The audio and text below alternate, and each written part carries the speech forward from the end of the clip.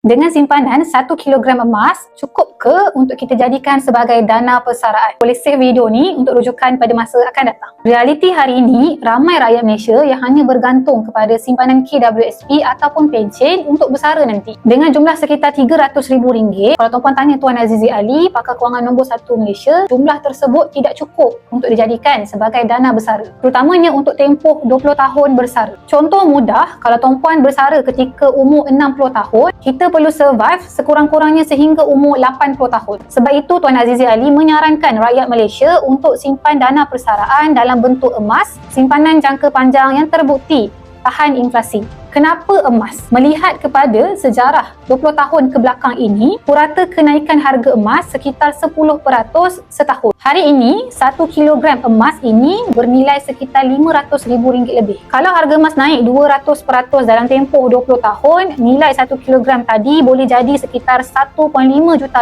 Dengan nilai itu, tuan-puan boleh survive dengan duit sekitar RM6,000 lebih sebulan. Cukup untuk perbelanjaan runcit harian, kos perubatan, travel dan aktiviti masa lapang. Jadi, kalau pada hari ini tuan-puan berumur sekitar 40 ke 50 tahun dan tuan-puan ada lebihan simpanan banyak di ASB, tabung haji, KWSP atau di mana-mana platform yang mungkin bagi dividen rendah, tuan-puan boleh pertimbangkan untuk alihkan simpanan duit tersebut ke dalam bentuk emas. Emas adalah solusi terbaik untuk kekalkan kekayaan dalam jangka masa panjang. Kalau pada hari ini tuan-puan masih belum ada 1 kilogram emas sebagai backup dana persaraan dan tuan-puan nak saya bantu untuk dapatkan 1 kilogram yang pertama, boleh rujuk pin video di profil saya, cara bermula dengan mudah. Saya bantu tuan-puan sebaiknya.